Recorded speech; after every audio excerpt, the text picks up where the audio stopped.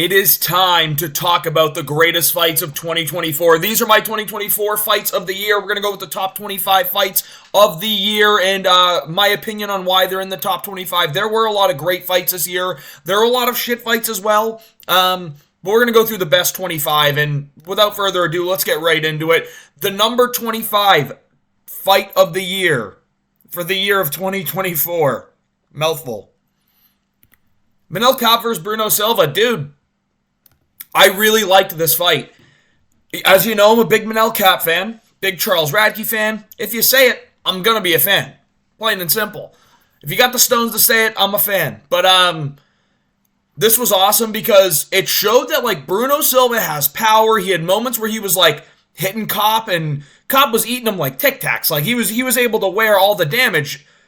But Manel Kape put on a star-making performance here. He was so fast, throwing great technique, absolutely schooling Bruno Silva, and then dancing and emoting in the cage as well. So I'm putting this at the 25 because I thought it was super entertaining. No, I'm not saying there's recency bias here. I think Kape performed really, really well. I thought it was a great fight. So I'm putting it here at 25. Moving on to 24. Charles Johnson versus Joshua Van. Now, a lot of people didn't like the outcome of this fight. Everyone wants to see Josh Van win as always, but I'm also a big Charles Johnson fan as well as I am a Joshua Van fan, but this was a great fight. It was about 2 rounds and less than a quarter rounds. It ended in round 3 via an uppercut knockout from Charles Johnson. I mean, it was a really good fight. It ended in a great finish, and it was a scrap back and forth for the first 2 rounds. I think Charles Johnson got round 1, Joshua Van got round 2, but they were throwing a lot. There was high volume, high output, high intensity. They were scrapping. It was an absolute war, so I'm putting this in the 24 spot. Great fight, ends in a great finish. Moving on to 23, I thought this fight was just a little bit better, and it's another Charles Johnson fight. It was Charles Johnson versus Sumudaerji. I thought this was a really fun, entertaining fight that was very back and forth. Sumudaerji showed tremendous improvements in his game, and these guys went to war. This was one that did have grappling mixed with it more than the Joshua Van fight did, but it was very, very entertaining. High output, high-level MMA, really, really good fight. Charles Johnson, Sumudaerji's going to 23. Moving to 22. Man, we're giving respect to the flyweights here because, again, Cody Durden and Matt Schnell. Now, guys, I know this fight was literally a round, and then it ended early in round 2. These guys were swinging the entire time. They stood in the pocket, and they literally just traded boxing combinations for the entire fight until Cody Durden ended up getting a takedown or it ended up getting a guillotine submission. It was a really, really good fight, though. I highly recommend you take the 5 minutes to go watch the first round of this fight. These guys just boxed and scrapped it out. Slipping punches, landing high volume. It was unbelievable. Very aesthetically pleasing to the eyes. It was just an absolute awesome fight for the first 5 minutes of it. And then it ends early in round 2. So again, I usually lean to having the longer fights in these because I like the long scraps. Didn't really think of a better way to say that. I like the fights that get into the later rounds. Probably would have been better. A little less. But Cody Durden and Matt Schnell had a fucking scrap. I had to give them respect. And this is just like one of those things, guys. Look, I didn't even notice that we had 4 flyweight fights in a row, but the flyweights have been putting on a show, dude. We have these fat fucking tards at heavyweight in the main event, and then we have these flyweights absolutely carrying cards. Great fight from these two. We're moving on. Mateusz Rebecki and Diego Ferreira. This fight was sick. There were moments where Rebecki was landing. He actually knocked down Diego Ferreira, but then Diego Ferreira had a legendary comeback ending in a submission in round 3. This was a great back and forth fight. Absolute war. Rebecki did gas out at the end, and that's where Ferreira was able to take over. But, dude, this was a scrap back and forth. 2 really high-level fighters. A ton of fun. And neither of them backed down from each other, man. These guys scrapped it out. It's at 21. Highly recommend you watch this fight, too. Moving on. A sleeper one that not a lot of people talk about. Slava versus James Lontop, dude. Vyacheslav Barshev versus James Lontop was an absolute scrap.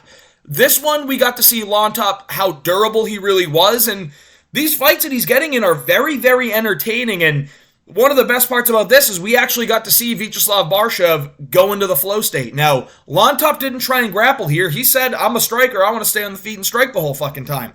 Kudos to that. He fought a legendary kickboxer in Slava stayed on the feet the whole time, and gave him hell for a round or two. Great fight. Slava hit his flow state. This was really fun and entertaining to watch. The technique was amazing. It's going in the number 20 spot. Moving on to 19. High level MMA in this fight. Petr Yan versus Song Yadong. This fight, these guys were scrapping it out. Petr Yan had one of the craziest takedowns I had seen in this fight, based off of a slip. Song Yadong had a moment in this fight. He had a good first round. This picture is so blurry. Sorry for the fucking visual there. That sucks. But this fight was awesome. It was the main card opener of UFC 299 in March. It was the O'Malley-Chito Vera card. Great fight, high-level MMA, two high-level guys trading back and forth. Takedowns were mixed in. The striking was on point. And Petr Yan got in the win column, and that was a fucking awesome moment. So this is going to 19. Moving on to another prelim fight we have here. Trey Waters and Billy Ray Goff. I remember this being a fucking war on UFC 302. 302 was a shit card. But this fight, these guys literally just went at it for 15 minutes. So tired, so gassed out, never stopped fighting. Both guys earned my respect. Don't think they're the highest level in MMA. But this was a fucking scrap and a war, and I'm going to watch these guys fight every time. These are the kinds of fights that you love to see on the prelims, where two dudes duking it out, trying to make a name for themselves, and just absolutely go to battle in there. Trey Waters, Billy Goff, they get the 18 spot here. And we're going to go to 17. O'Malley and Chito.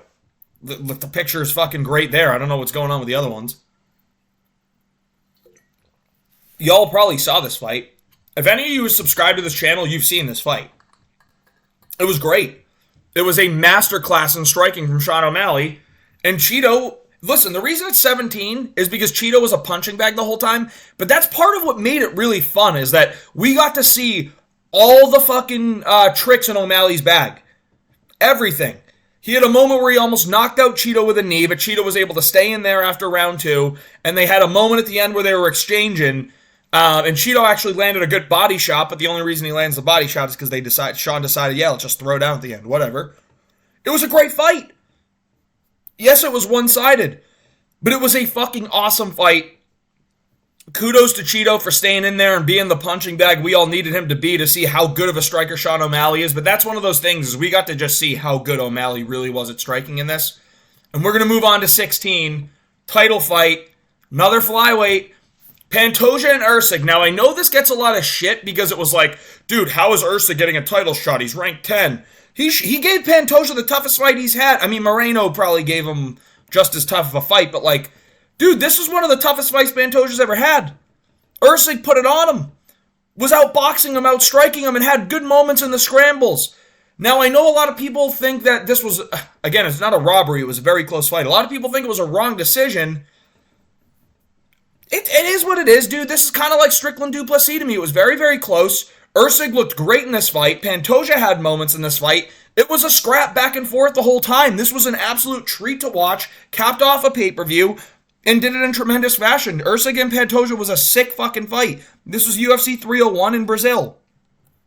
Aldo just got his big win in his return. And then Usyk and Pantoja get to go to war. So it was a great fight.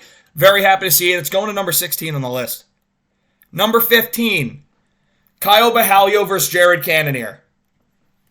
Dude, this was an awesome, awesome high-level fight. It was a main event. It went 5 rounds. But we also had a moment where we thought there was going to be a knockout, where round 1 went to Borralho, round 2 went to Cannonier, round 3 went to Borralho, round 4 went to Cannonier. And round 5, these guys are going tit for tat. Borralho's getting the edge. Cannonier has his moments. Then Borralho edges again. Edges. But then he throws a 1-2 that lands right on Cannonier's chin, and Cannonier tenses up, falls to the canvas, and Borralho just lands ground and pound for another minute, and the fight ends by decision, and Borralho wins. It was a fucking scrap, sick fight, main event of an Apex Fight Night card. Showed us how good Caio Borralho is. This is the fight that made me believe that Caio Borralho is actually has the best chance of beating Khamzat Chimaev. I believe that fully. He has the best chance of beating Khamzat Chimaev in the middleweight division. But Halio and Cannonier was a fucking scrap. It was a main event of an Apex card, and they absolutely delivered. Great fight. Moving on, another main event of an Apex card, and I've talked about this a couple times already. Brendan Allen versus Chris Curtis 2 was a great fight. These guys were back and forth the whole time. It was 2-2 going into 5. Allen edges out the 5th in the last couple seconds when Curtis ends up getting hurt in a grappling exchange. Scrap. Sick fight. Great.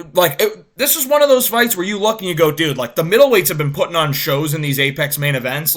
It's either like a Cannonier Vettori where it's one-sided, but it's really fun to watch because of how much damage is being given, or it's a back-and-forth scrap like the Baralho Cannonier or the Allen Curtis 2. Great fight. It's going to number 14.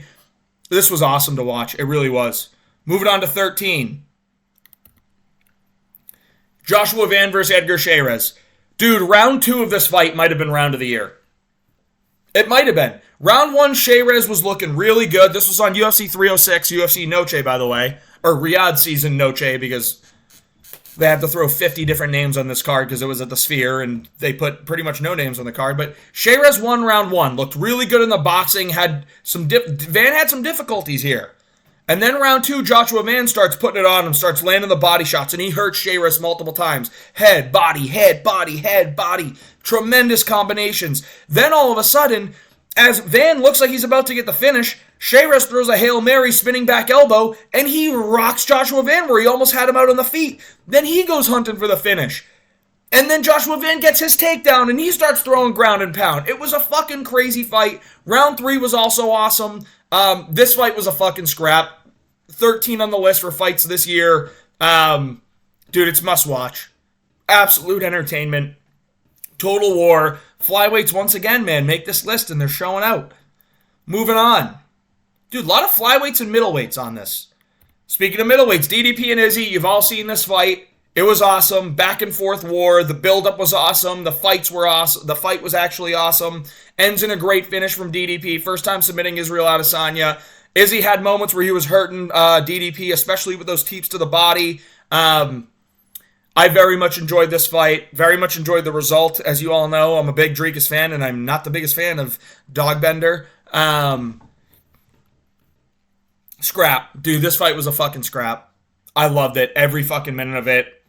One of the bigger fights of the year, and it absolutely delivered for the fans. Jan vs. Figgy, number 11. I mean, dude, are you kidding me? The masterclass performance of all masterclass performances. Jan puts on a fucking show in Macau. Figgy hangs in there in each round. Jan edges each round a little bit. I gotta find better ways to say this, dude. Jan's finding ways to win each round, but it's close each time. Figgy's not giving up. He's trying to mix in takedowns, not really successful with it. Jan's able to get back up when it does get to the ground. When they're in exchanges, Figgy's landing some good shots, some powerful shots that Jan's able to take. But Jan's really just taken him to school for a lot of this fight. And it was a tremendous delight to see two of the higher level fighters in MMA absolutely duking it out in a main event. Sick fight. Jan versus Figgy goes to 11, and we're going to number 10. Holloway versus Topuria. Now, this fight could have been higher. It only went 3 rounds. But it ended in spectacular fashion with a finish from Ilia Topuria over Max Holloway. First person to do it. It was the most anticipated fight of the year. Holloway and Topuria was. And Holloway had great moments. This wasn't like one-sided traffic where Ilia was just landing whenever he wanted, and when he did, Max was getting hurt. No. Dude, Max won the first round. Ilia, I think, won the second round, but Max was keeping it close the whole time. Ilia showed us his ability to get the fight. Max is a hard person to take down. Ilia showed us the ability for him to get this fight to the ground. But then he showed us the true power he has and the true slick boxing. He ends up hurting Max Holloway and then ends up winning by knockout. This was an awesome fight. Lived up to all the hype that we were looking for. It's sad to see Max get knocked out, yes, but it's very, very cool to see a guy like Ilia Topuria start to take over the featherweight division. Sick fight. It's going to number 10. Moving on, number 9. One of the higher output fights of the year. It was an absolute robbery. But one of the higher output fights of the year, one of the more entertaining fights of the year was Jared Gordon versus Nasrat Haqparast. Guys, I highly encourage, if you haven't seen this, go watch it. People are forgetting about this fight like crazy because it was such a robbery. But Jared Gordon and Nasrat Haqparast went to war. Sick fight. Tremendous technique, tremendous striking, back and forth battle the whole time. Thought Jared Gordon won, and I thought he won pretty damn clearly. I had bet on Nasrat Haqparast. I had picked Nasrat Haqparast. He had won me a parlay, but the wrong guy won. Of course, they were in, Saudi Arabia, so you know what they had to do, right? They had to give it to their guy, Nasrat Haqparast. I thought Jared Gordon won, but dude, this fight was awesome. Highly recommend watching it. It was on the Whittaker-Aliskerov card in Saudi Arabia. Like, if you've seen it, you know what I'm talking about. If you remember this fight, or if you're looking for a fight to see that's like, dude, what was one of those good fights of 2024 that not everyone talks about? Everyone talks about, the main couple that we're going to get to in a minute. But what were some of the other fights? Gordon and Haqparast is one of the more slept-on ones. It gets to number 9 here. Sick fight. Moving on. People forget, man. Robert Whittaker and Paulo Costa had a war. Whittaker beat the shit out of Paulo Costa, but Paulo Costa had a moment where he almost knocked Whittaker out cold with a spinning back kick to the face. Unbelievable fight. Whittaker showed how fucking good he really is. Costa showed that he can fucking scrap it out. This was an awesome one. Whittaker and Costa was great. I was very entertained by this. This was a great fight, and it was a great it was a great co-main event. Like, this is a legit-ass co-main event that we finally got to see. Whittaker-Costa, scrapped, sick fight. Happy we got to see it. Number 8 on the list here. Go watch it. UFC 298, Volkanovski-Topuria. Number 7. I may get hate for this, but you know what? If you think this is number 1 fight of the year, I'm gonna call you a casual, because there were better fights this year. This was just one of the crazy moments of the year, and this is where I have Holloway versus Gaethje. Yes, this was one-way traffic. Gaethje won round 4, yes, but this was one-way traffic. Max absolutely put on a masterclass. This was a great fight. Great fight. It's in the top 10. It's number 7, guys. Great fight. I'm not discounting it, but people calling this fight of the year don't remember how good some of these other fights were. Holloway and Gaethje went to war. Sick fight, but Max had one-way traffic. He busted Gaethje's nose early, and then he ran away with rounds 2 and 3. Then round 4, Gaethje starts to get his wits back, starts landing good shots, ends up knocking down Max Holloway. Sick, wins round 3. Now wins round 4. He needs a knockout in round 5 to get there. So what happens? Holloway's controlling the whole round. Gaethje's going for it, but Holloway's controlling it, and then Holloway in the last 10 seconds says, "I'll give you a chance. Come meet me in the middle, motherfucker." And they just trade shots. Holloway lands a knockout at the last second. Unbelievable moment. Stole the show at UFC 300. Holloway Gaethje, sick fucking fight. Moving on. Number 6. Strickland DDP. As close as fights can get. Unbelievable fight. It was a terrible, terrible card. This was the only saving grace on it. Thank God this fight was fantastic, because if it wasn't, this would have been the worst card of all time. DDP and Strickland genuinely went to war, traded shots back and forth the whole time. There was grappling involved, high-level takedown defense, high-level get-ups. DDP was able to land combinations with kicks up top. It was really, really good. DDP, Strickland, gets the number 6 spot. It was a great fight. UFC 297, if you haven't seen it, highly recommend, but you've all seen it. Moving on. A flyweight main event. Royval and Taira. Listen, now I'm the first one to say Brandon Royval has the pillowest punches I've ever seen in my life. And he likes to throw them off people's arms. Not in this fight. In this fight, Brandon Royval fucking went to war with Tatsuro Taira, showed tremendous grappling defense, showed tremendous ability to get back to his feet and be durable in tough moments. And Tatsuro Taira showed us his ability to go 5 rounds, take a beating on the feet, and still have chances to win the fight. Dude, Tatsuro Taira showed us that he really fucking belongs, and he's only 24 years old. Taira and Royval had a fucking war, just a casual fight night where you're like, yeah, this card looks like it's going to be shit, isn't it, guys? Oh my god, this fucking flyweight main event is insane. Back and forth the whole time. Traded rounds for rounds. It was Royval round 1, Taira round 2, Royval round 3, Taira round 4, Royval round 5. Unbelievable fight. On the edge of my feet the whole time. Underdog win. But such an amazing fight. Royval and Taira goes to the 5 spot here. Number 4 fight of the year. Pereira Roundtree. Dude, Roundtree showed us so much more than we thought that he had. Looked great in those first 2 rounds. Took the first 2 rounds off of Pereira. Pereira starts coming to in round 3. and this being one of the fights of the year, is because of not only the competitiveness of Khalil Rountree in this and making it a fight, but when Alex Pereira hit his flow state in round 4, I think everyone was just going, oh, oh, oh, oh, oh. I'm throwing combinations at my fucking television watching Pereira get into his flow state. It was unbelievably fun to see. Great to see. It's the number 4 fight of the year. It was tremendous. It was a title fight. It saved this shit card as well.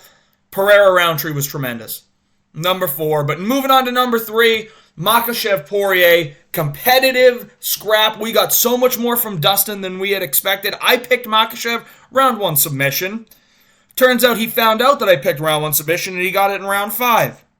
But unbelievable performance from Poirier. Unbelievable performance from Islam Makhachev. We got to see the striking of Islam Makhachev improve. And not only that, Islam could have gotten this fight to the ground consistently. But Dustin had moments where he was tremendous in the takedown defense. But Makhachev also saw, and he wasn't like, I'm not going to fucking Mario Batista shoot at your legs the whole fight because I can't stand on the feet. You want to throw down for a bit? Fuck you. I'll throw down for a bit. And he did. This is why Islam Makhachev is one of the most entertaining fighters in the world. It's why he's the pound-for-pound number 1. He's not trying to stink up fights to win. He's going out there to win, but he's going to put on a show too, and he's going to look really good doing it. Poirier just happened to have his best stuff that night. But it still wasn't enough. Makhachev got the win. Tremendous round 5 submission. But we got to see 4 rounds of tremendous fighting and then a finish in round 5, which was unbelievable. This goes to the number 3. Number 2.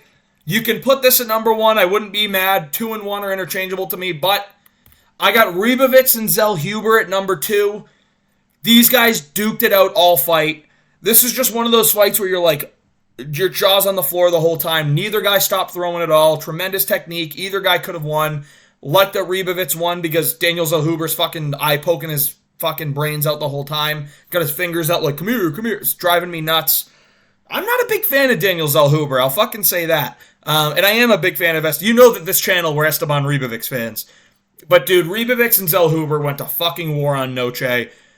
Made the card not terrible. It really did. Like, this is one of those fights where you go, holy shit, it was absolutely insane. Tremendous fight. I mean, dude, all I can say is watch it. All I can say is watch it. They had crazy moments where they were hurting each other. Ribovich would get hurt, and then he would just charge at Zellhuber like, fuck, I gotta get this round back. And then Zellhuber would get hurt, and he would just head movement the whole time, trying to throw his combinations. It was awesome. Ribovich Zellhuber at 2, and that leaves at number 1, Mateusz Rebecki versus Magdabek Orolbai. Prelims of UFC 308. Guys, this was one of the best fights I've ever seen in my fucking life. One of the best fights I've ever seen in my life. Neither guy quit. Both went till exhaustion. It gets to a decision, but this went to fucking war. Rebecki absolutely beat the piss out of Orolbai in round 1. Round 2 goes to Orolbai. Round 3, Rebecki almost knocked him out cold, had great ground and pound. Then Magdabek Orolbai had a couple moments at the end of the fight, but it was an obvious Rebecki win. Listen, Speta, if you're watching this, I'm calling you out because I remember we debated this. You thought Orolbai won round 3. Speta.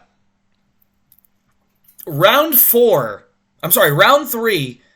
Rebecki beat the shit out of Orolbai for 4 minutes and almost knocked him out. Orolbai just at the end of round 5 had moments where he was landing good 1-2s and Rebecki was like, oh, damn, I'm so tired. These hurt. This was a Rebecki win. It was a clear Rebecki win, and it was the fight of the year. Magdabek Orolbai versus Mateusz Rebecki is my fight of the year for 2025. I hope you enjoyed the content. Hope you enjoyed the off-season content. If you did, please like and subscribe. UFC is back this weekend. Make sure you tune in. 4 p.m. Eastern Time, 1 p.m. Pacific Time. Prayers out to everyone in LA right now. This is one of those things that, man, it's just sad to see. Sad to see. Like, people are losing their homes. It's going up in flames. So prayers out to them right now. I know the U.S. government has a lot of money, but instead of giving it to the citizens of, Hawaii, North Carolina, California, no, we're going to send $500 million to the Ukraine again, or send it all to Israel. It's fine, guys. Totally fine. Sorry I'm going on this little political rant. This shit pisses me off. I'm watching my country go up in fucking flames while we're taking care of everyone else but ourselves, driving me fucking insane. Wake the fuck up. Our government's fucking ridiculous. Hope you enjoyed the MMA content, though. If you did, please like and subscribe. And if you feel like red pilling, hit me with a DM. I'm always down to do so. Thank you again.